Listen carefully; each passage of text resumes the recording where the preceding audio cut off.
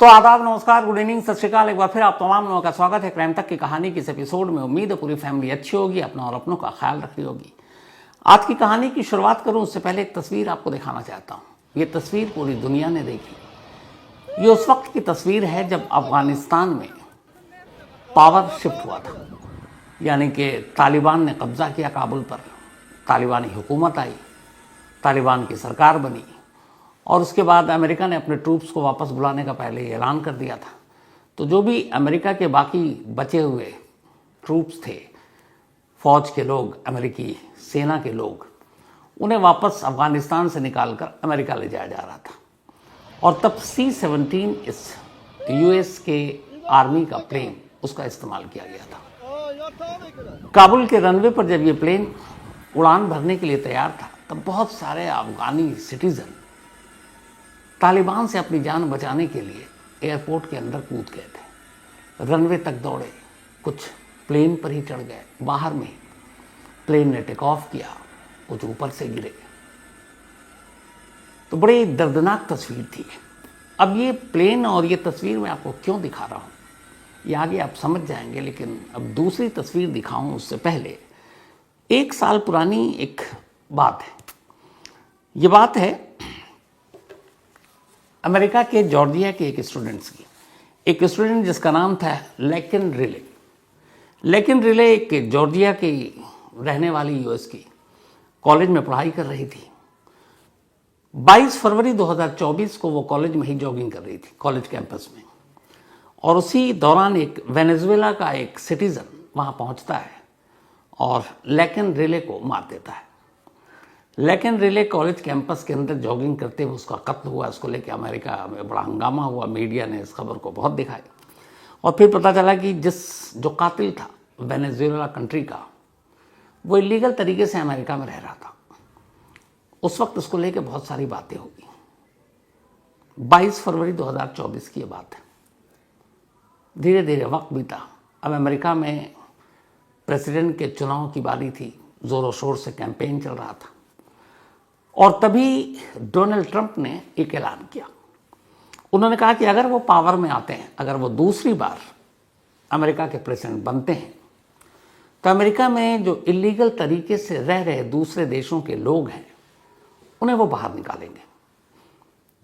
Donald Trump ने इस बारे में कहा था कि उनकी नज़र में जो बाहर के लोग यहाँ आकर इलीगल तरीके से बिना डॉक्यूमेंट्स के या वीज़ा एक्सपायर होने के बाद भी रह रहे हैं, या स्टूडेंट वीज़ा पर गए, उनकी पढ़ाई ख़त्म हो गई, फिर छुप कर रह रहे हैं, इस तरह के क्राइम कर रहे हैं, उनकी नज़र में ये लोग एक क्रिमिनल हैं और ऐसे क्रिमिनल से अमेरिका सख्ती से निपटेगा। ये बात उन्होंने कही। उसके बाद चुनाव हुआ, ट्रंप चुनाव जीत गए। ट्रंप जब चुनाव जीत गए तो फिर 20 जनवरी को उन्होंने शपथ ली अमेरिका के प्रेसिडेंट की। और शपथ लेते ही जो उन्होंने पहली चीज़ साइन की, वो वही जिसका उन्होंने चुनाव में वादा किया था कि वो अमेरिका की सरजमीन पर रह रहे गैर कानूनी तरीके से किसी भी देश के वो लोग हों, उन्हें बाहर कर देंगे। और उसके लिए उन्होंने एक नया कानून बनाया और उस कानून का नाम रखा लेकिन रिले। वही लड़की जिसका कत्ल जॉर्जिया में कॉलेज कैंपस के अंदर हुआ था, उसका नाम था लेकिन रिले।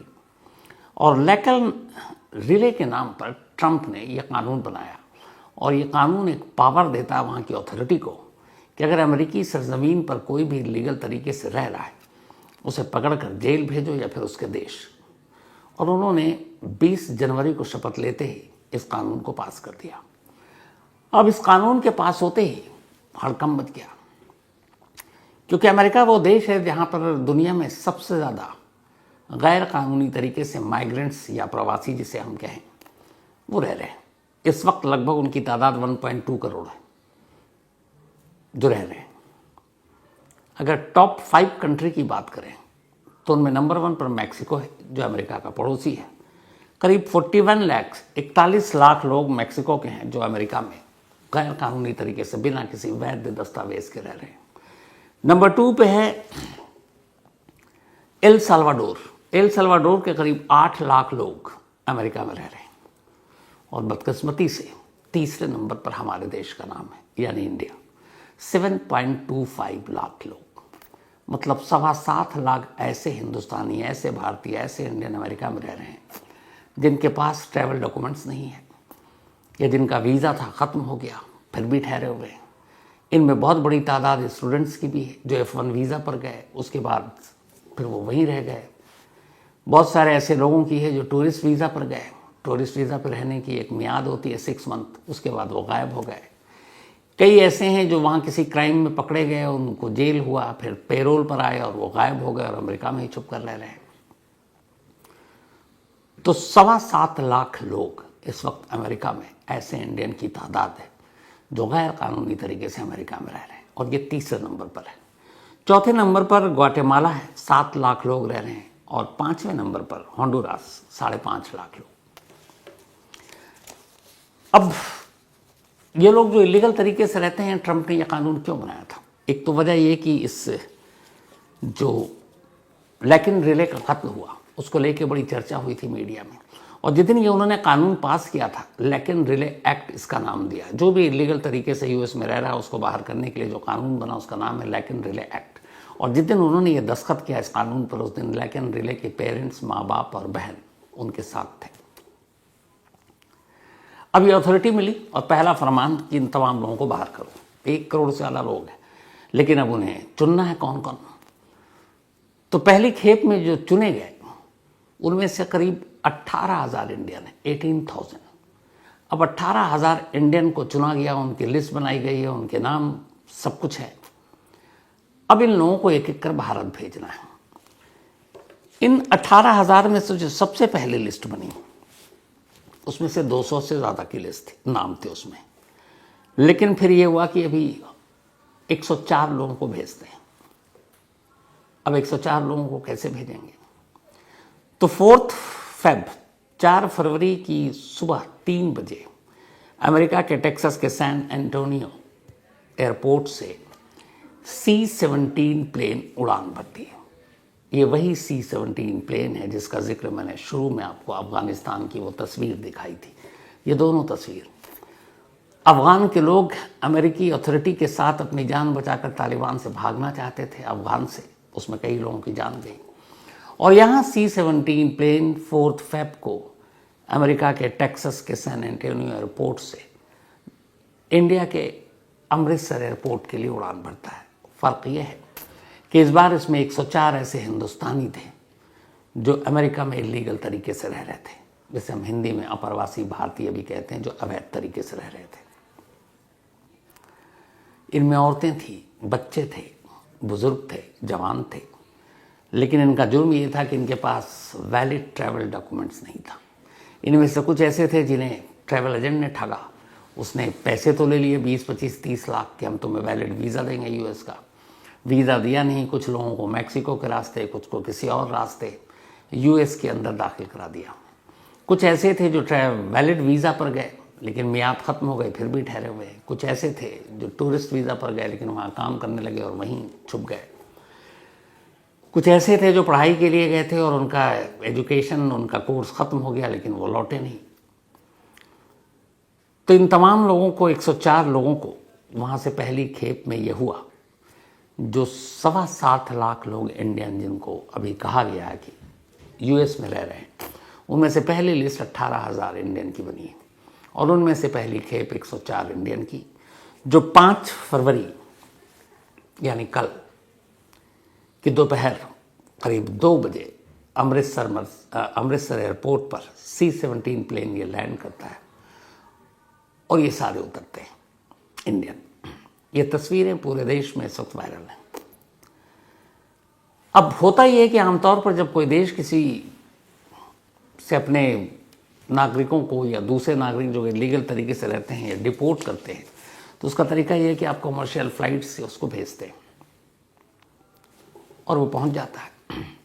लेकिन चूंकि ट्रंप ने कहा कि ये लोग जो गैर कानूनी तरीके से रह रहे हैं ये किसी क्रिमिनल से कम नहीं है, तो जिसको लेके सबसे ज़्यादा तकलीफ और सबसे ज़्यादा इस वक्त बातें हो रही हैं वो ये कि C-17 प्लेन में जब इन 104 हिंदुस्तानियों को बिठाया गया, औरतों और बच्चों को छोड़कर बाकी जितने मर्द थे या नौजवान थे, उन सभी के हाथों में हथकड़ियाँ थी और पैरों में बेड़ियाँ थी।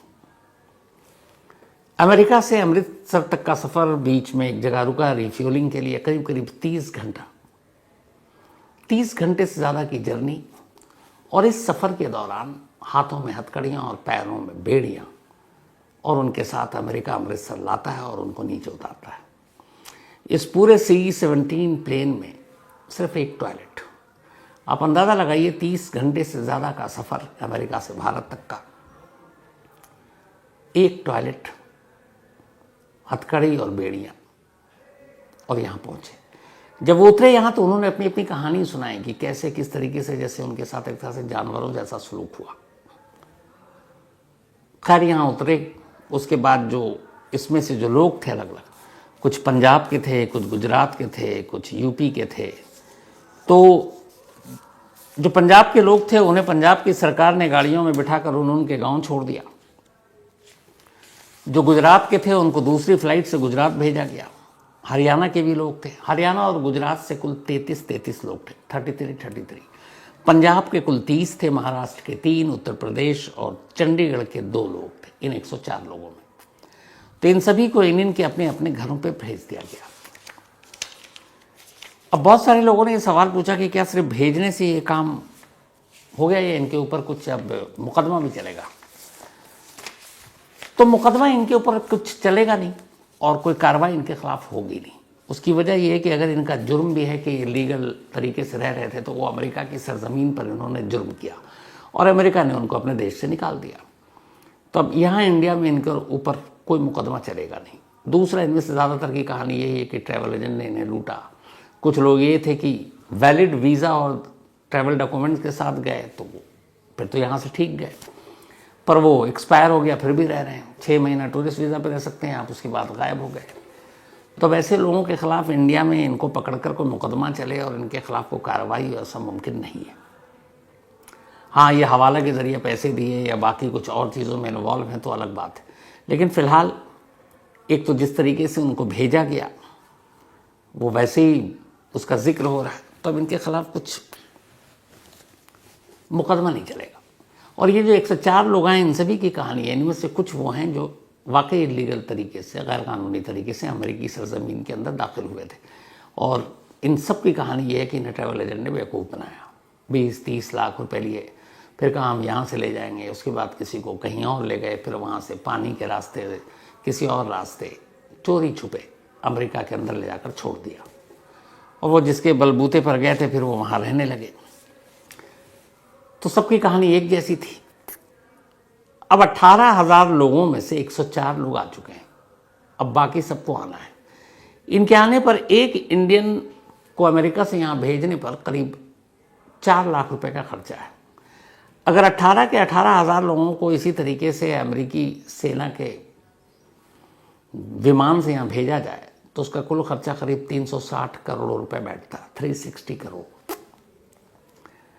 अब सवाल ये पैसे किसने दिए? तो जो लोग आए उनमें से किसी ने नहीं दिए, उनमें से ज़्यादातर के पास थे भी नहीं। भारत सरकार देगी नहीं, क्योंकि भारत सरकार ने कहा नहीं कि आप भेजो हमें, तो अमेरिका को ही निकालना था, तो अमेरिकी सरकार ने दिया, ट्रंप एडमिनिस्ट्रेशन ने दिया है। कायदे से इन्हें भेजना चाहिए था कॉमर्शियल फ्लाइट से, लेकिन ट्रंप ने चूँकि कह दिया कि एक तरह के अपराधी हैं, कैदी हैं, बंदी हैं, इसीलिए मिलिट्री के प्लेन से इनको भेजा गया। अब जो बाकी हैं जिनकी पहचान हो गई, उनका क्या कर रहे हैं वो? तो कुछ लोगों को तो इधर उधर रखा गया है, लेकिन ट्रंप और सख्त है। उन्होंने कहा बाकी जो हैं और जो जिस तरीके से यहाँ रह रहे हैं, अगर इलीगल रह रहे हैं तो भी उनकी नज़र में क्रिमिनल हैं, उन्होंने कहा कि उनके लिए वो ग्वांताना बे जेल में 30,000 और बेड बना रहे हैं, इसके अलावा और भी जेल हैं। तो वैसे लोगों को जेल भेजने की भी तैयारी हो रही है। और ग्वांताना बे की डिटेल मैंने आपको कहानी सुना रखी है। ये दुनिया के सबसे खूंखार और सबसे ज़्यादा खौफनाक जेलों में से एक इसका शुमार होता है, इसकी गिनती होती है। हालांकि क्यूबा मानता है कि ये जो जेल है, जिस जगह पर अमेरिकन नेवी ने का ये अड्डा था, तो क्यूबा कहता है कि ये हमारी ज़मीन है, अमेरिका ने इलीगल कब्ज़ा कर रखा है। अमेरिका का ये था कि क्यूबा ने इसे लीज पर दिया था जब फेडरल कास्ट्रो उसके डिक्टेटर हुआ करते थे। अब यहीं पर ये जेल है, और दुनिया में सबसे ज़्यादा जो ह्यूमन राइट्स वाले कहते हैं वॉलेशन होता है, वो ग्वांताना बे भी होता है। 9/11 हो अमेरिका का, या फिर जितने बड़े क्रिमिनल हों, बहुत बड़े टेररिस्ट हों, चाहे वो आईएसआई के हों, अलकायदा के हों, इसी ग्वांतानाबे जेल में रखते हैं। यहीं वो ऑरेंज कलर का कपड़ा कैदियों को पहनाते हैं। तो अब ट्रंप ने कहा कि ऐसे लोगों को हम ग्वांतानाबे जेल भेजेंगे। उनका ये भी कहना कि इनमें से तो बहुत सारे ऐसे हैं जिन्हें शायद उनका देश भी ना ले, तो जब वो लेगा ही नहीं तो हम करेंगे क्या, तो इसीलिए हम उनको जेल में रखेंगे। अब अभी जो भेजे गए हैं उसमें इंडियन गवर्नमेंट को लिस्ट दी गई थी। आपको पता है जिस दिन ट्रंप प्रशासन ने शपथ ली, ट्रंप ने बतौर प्रेसिडेंट, तब उसमें हमारे फॉरेन मिनिस्टर जयशंकर जी भी शामिल थे। और जयशंकर जी ने उस वक्त यूएस के जो एक्सटर्नल अफेयर्स मिनिस्टर है वहाँ के, उनसे बात की थी और यूएस ने ये इशू उठाया था कि आपके बहुत सारे ऐसे सिटीजन हैं जो हमारे यहाँ लीगल रह रहे हैं। तो जयशंकर ने कहा था ठीक है, जो लीगल रह रहे हैं हम उन्हें वापस लेने को तैयार हैं।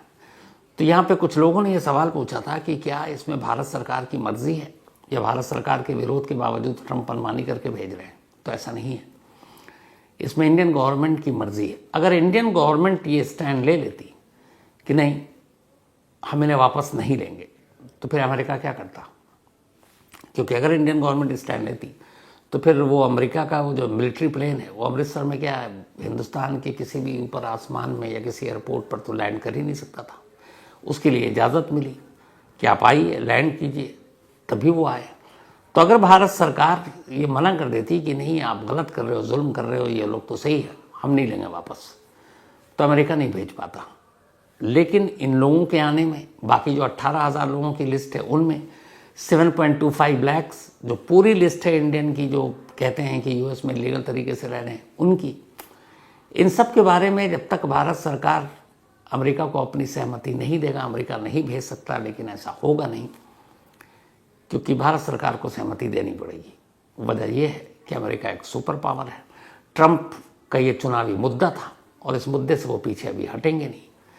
तो अब किश्तों में ये शुरू हो गया है, अलग अलग देश के जितने लोग हैं उनको भेजना, और उसमें एक भारत है, तो भारत के लोग भी आ रहे हैं। और इसीलिए इसमें सरकार की मर्जी शामिल है। बिना सरकार की मर्जी और सहमति के ये लोग यूं ही नहीं आ पाते, क्योंकि हम उनको लैंड करने देते ही नहीं। तो अब बाकी लोग अभी आएंगे और उनको एक एक करके भेजा जाएगा। अब सवाल ये कितनी बड़ी तादाद में लोग हमारे यहाँ से अमेरिका जाते ही क्यों हैं? मैंने ऐसे बहुत सारे लोगों को देखा जो अमेरिका गए पढ़ाई के नाम पर, घूमने के लिए, और वहाँ जाते हुए उनकी पूरी राय नज़रिया बदल जाता। वो कहते हैं रहने के लिए देश ठीक है और यहीं बसना चाहिए, यहीं रहूँगा। अब वहाँ रहना भी मुश्किल है। एक तो अभी तक ये था कि अगर कोई अमेरिका में बच्चा पैदा होता है, चाहे माँ बाप अमेरिकन ना हो, सपोज कोई इंडियन ही जॉब करने के लिए गया और वहाँ वो बच्चा पैदा हो गया, तो बाई बर्थ वो अमेरिकन सिटीज़न होगा। और ऐसी बहुत बड़ी तादाद है, अपने इंडियन लोगों की बहुत बड़ी तादाद है जो पति पत्नी दोनों हिंदुस्तानी है, लेकिन उनका बच्चा वहाँ पैदा हुआ इसलिए वो अमेरिकी सिटीज़न हो गया। मेरी अपनी फैमिली में है ऐसा।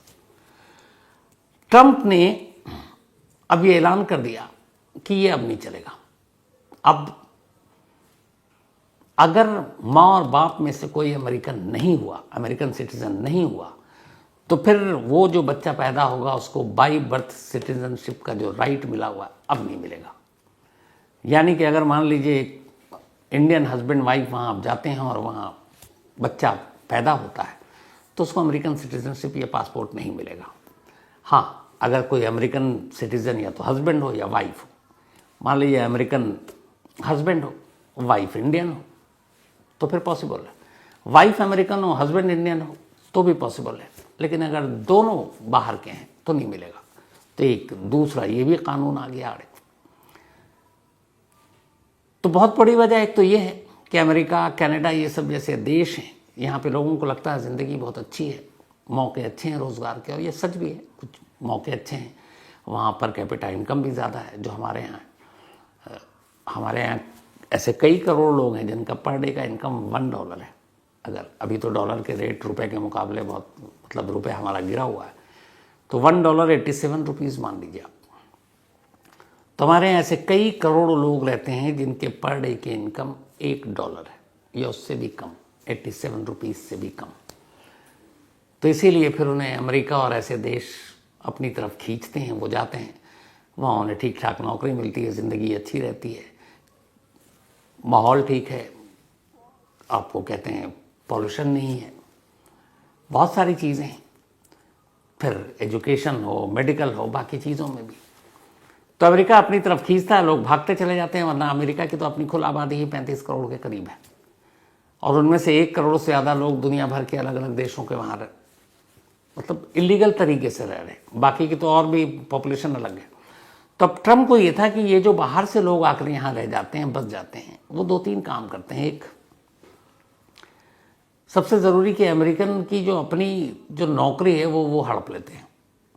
अब बाकी जो आते हैं ब्रिलियंट होते हैं, नौकरी ले लेते हैं, तो उनके रोज़गार पर बाकी उनकी बहुत सारी बेसिक जो फैसिलिटीज़ है वो दूसरे देश के लोग उसका खूब फ़ायदा उठाते हैं, और अमेरिकन कहीं ना कहीं पीछे रह जाते हैं। तो इसीलिए अमेरिकाज़ फर्स्ट का ये नारा ट्रंप ने दिया और कहा कि पहले अमेरिकन, बाद में बाकी। तो उसी वजह से ये सारी चीज़ें शुरू हुई हैं, और अब ये सिलसिला आगे कितने दिन तक चलेगा पता नहीं, लेकिन जिस तरीके से कैदियों की तरह भेजा गया है ना, वो अपने आप में बड़ा अफसोसनाक, और मतलब क्या कहा जाए। इसको लेकर हमारे राज्यसभा में बाकायदा हमारे विदेश मंत्री फॉरेन मिनिस्टर जयशंकर जी ने बयान दिया, क्योंकि मीडिया में खबर आई, लोगों के बयान है जो अमेरिका से आए थे कि हमारे हाथों में हथकड़ियाँ थी, पैरों में बेड़ियाँ थी। तो उन्होंने बाकायदा राज्यसभा में रिकॉर्ड पर यह माना है जयशंकर जी ने। उन्होंने कहा कि हाँ, जब भी, एक तो चूँकि वो कॉमर्शियल फ़्लाइट पे भेजे नहीं गए थे, मिलिट्री फ़्लाइट में थे, तो जब भी डिपोटेशन किया जाता है, किसी को डिपोर्ट किया जाता है, तो उस डिपोर्ट का जो एक प्रोसेस है, प्रक्रिया है, रूल है, लॉ है, वो यही है कि फिर उसके हाथों में हथकड़ियाँ और बेड़ियाँ होती हैं।